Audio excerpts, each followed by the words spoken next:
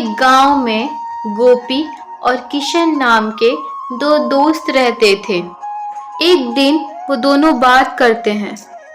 तभी गोपी बोलता है, अरे भाई, धीरे धीरे हमारे गांव से व्यापार खत्म होने लगा है और हमारे यहाँ गांव के जमीन में भी फसल अच्छी नहीं होती। ये बात तो तूने सही बोला है।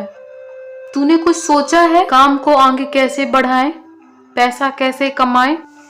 मैं सोच रहा था कि क्यों ना हम दोनों शहर चलें।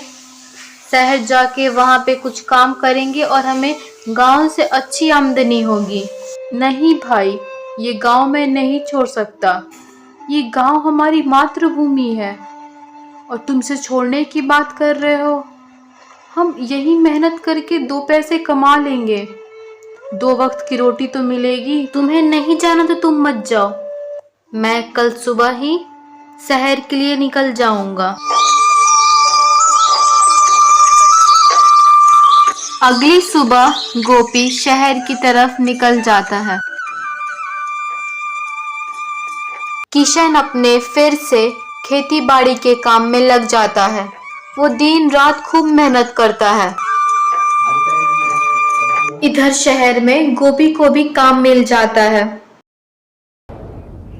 अचानक एक दिन खूब बारिश हुई। हे भगवान, आपको पता है आज फिर से बहुत जोरों से बारिश हो रही है। कहीं इस बार भी हमारा फसल खराब मत हो जाए। ये सब बातें सुन के किशन थोड़ा दुखी होता है, पर वो कुछ नहीं बोलता। सुबह होते ही खेतों को देखने के लिए किशन अपने घर से निकल जाता है। हे भगवान, इस बार भी सारे फसल खराब हो गए। अब किस मुंह से मैं घर जाऊं? लगता है इस साल भी हमें 2 वक्त की रोटी बहुत मुश्किल से नसीब होगी। फिर वो उदास मन से अपने घर की ओर चल देता है। एक दिन गोपी का मालिक गोपी से बोलता है, तुम्हारा काम के प्रति लगन और ईमानदारी देख के मैं तुम्हारी पगार दुगनी करता हूँ। दोपहर के समय जब किशन अपने घर आता है, क्यों जी, क्यों इतना आप उदास लग रहे हैं?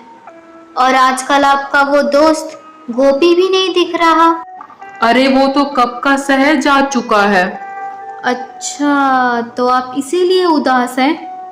आज सुबह में मैं फसलों को देखने गया था। कल के बारिश की वजह से हमारी सारी फसलें खराब हो गई हैं। लगता है इस साल भी हमें भूखा ही सोना पड़ेगा। अरे आप परेशान मत होइए, हम इस बार सब्जियों की खेती कर लेते हैं। कल आप शहर जाके सब्जियों के बीज लेते आइएगा। अभी आप आराम से खाना खा लीजिए। अगले दिन जब किशन शहर पहुंचता है, वो सोचता है कि वो गोपी से मिलते हुए जाएगा। जैसे तैसे करके वो गोपी के घर का पता पूछता है और वो गोपी के घर आता है। अरे वाह भाई, क्या ये घर तुम्हें फैक्ट्री की तरफ से मिला है? ये तो काफी सुंदर है। अरे नहीं, ये मेरा घर है, मैंने इसे खरीदा है। खैर, तुम अपना बताओ, गांव में सब ठीक है? सब ठीक है, पर इस बार फिर से सारी फसलें खराब हो गई हैं। मुझे पता था, इसीलिए तो मैं गांव छोड़ के शहर आया हूँ। लेकिन तुमने तो मेरी बात नहीं मानी। काफी लंबे बातचीत के बाद किशन वहां से जाने लगा। गोपी ने उसे रोका, फिर भी वो नहीं रुका। अरे बाप रे, धूप तो बहुत है, क्यों ना थोड़ा आराम कर लिया जाए। अरे काफी रात हो गई, अब मुझे चलना चाहिए। पैसे न होने के कारण वो शहर से बीज भी नहीं खरीद पाता और अपने घर की ओर जाता है। तभी उसे रास्ते में एक साधु बाबा मिलते हैं और उससे उसके उदासी का कारण पूछते हैं। वो अपनी पूरी बात बताता है। तब साधु बाबा बोलते हैं, बस इतनी सी बात, ये बीज लो और इसे अपने खेतों में बोना और इसी तरह एक और जरूरतमंद की मदद करना। इतना कहते ही वो साधु बाबा गायब हो जाते हैं और किशन अपने घर चला जाता है। घर आते ही वो सारी बात अपनी पत्नी को बताता है। उसकी पत्नी ये बात सुनकर बहुत खुश होती है। अगले दिन वो उन बीजों को अपने खेतों में बो देता है। सुबह होते ही वो अपने खेतों की ओर जाता है। अरे वाह, ये तो चमत्कार हो गया। ये टमाटर कितने अच्छे हुए हैं। इसे मैं बाजार में बेचूंगा तो मुझे इसकी अच्छी कीमत मिलेगी। फिर वह टमाटरों को बेचने बाजार जाता है। अरे आओ भैया आओ, 40 रुपए किलो टमाटर है, ले जाओ। अरे भैया, 1 किलो टमाटर जरा दे देना मुझे।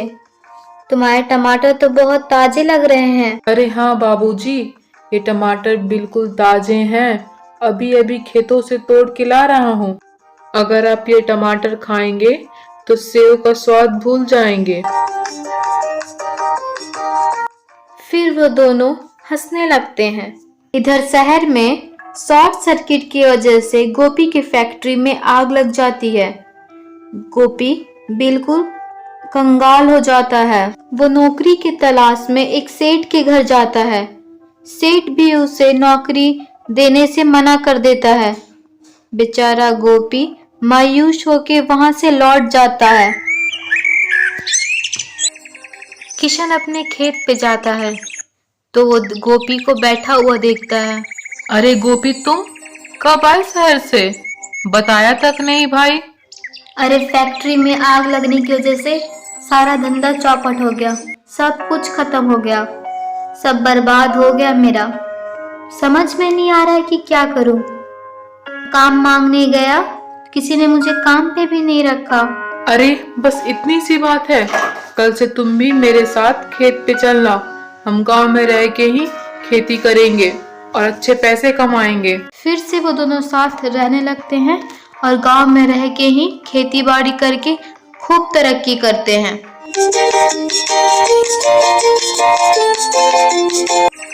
बात तो सच्ची है, चाहे पूरा दुनिया घूम लो, अपना गांव तो गांव होता है।